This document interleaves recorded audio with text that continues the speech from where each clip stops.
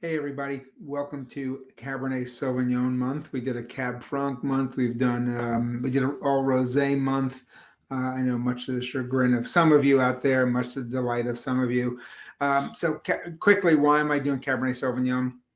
It's not my favorite grape. I think it sometimes can be sort of too mono, too kind of boring, too overblown, also too expensive. It's because of its popularity, the most popular red wine in the U.S., from certain regions, it could be really overpriced and not a lot of value. So the trick was to find ones that I thought were really good.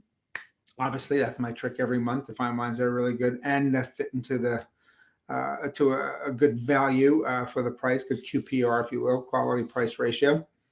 And also for everyone to kind of explore these wines. None of these wines are going to be. All these wines are very cabby in their characteristics this month.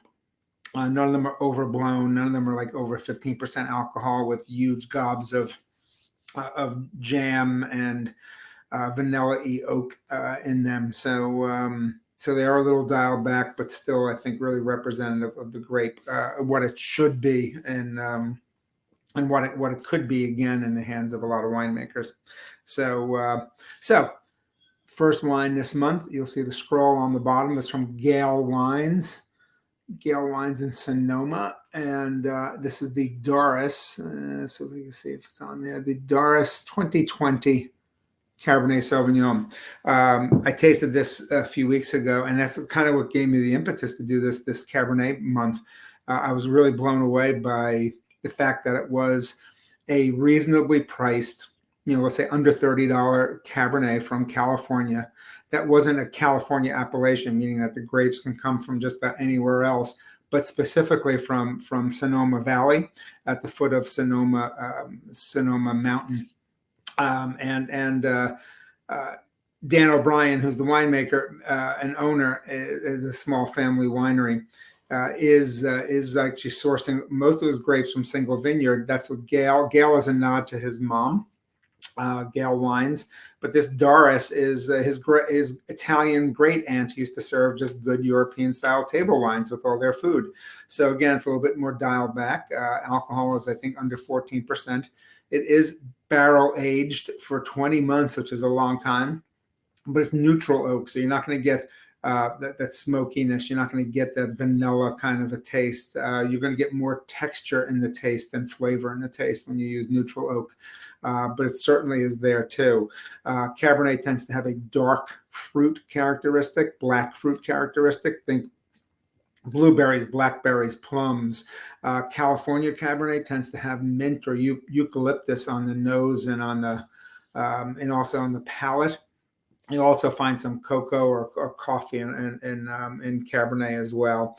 Dan O'Brien was a bartender in Providence. He's a native of Rhode Island, and got the wine bug. Became a somm in Boston, and over a bunch of years ago moved to California, managed some wineries, and started making his own wine. His first release was 2013, the Doris line, which is not single vineyard and less expensive. But still, again, this is all Sonoma fruit. It says so on the label. Some of the most expensive wines, you'll find more expensive wines than this that say California as the appellation, even if the wine is made in Sonoma or Napa or Santa Barbara or whatever. So this is really cool because all the fruit does come sourced from Sonoma Valley specifically, because it says that on the label. It has to, and also it's all organic fruit. So I was really, really impressed with the wine when I tasted it, and I said, you know what, I want to use this. And I've had a couple of Cabernets in mind, a few other actually, that I thought I would use, and that's how we put together this month. So food pairings. I mean, Cabernet really is the classic pairing for big cuts of meat, especially for beef, steaks, things of that nature, lamb. What I would say, though, is, again, these aren't big overblown Cabernets. So, keep it simple. Don't overly spice or overly season those meats. Don't throw it on a plate with lots of other stuff. Not that these wines are so fine and so subtle in their taste that they'll get lost. But again, to me, you have really good piece of meat. You want a really nice wine. You don't want to kind of muddle the flavor with too much spice and heat and sauce and other things on the plate. So just my 2 cents. So which, as you know, I've given lots of 2 cents over the past 2 years, so it kind of adds up, doesn't it? Anyway, so this is a good story. Really good wine, really good pedigree for the price, and only, I think, if I'm not mistaken, only about 3,000 or 4,000 cases of this specific wine were made. So not a big production. Again, he sources from lots of small vineyard sites around Sonoma and makes these wines. And a lot of them, even though this is a blend of 3 different sites, his higher end wines are all single vineyards. So there you go. That is wine number 1.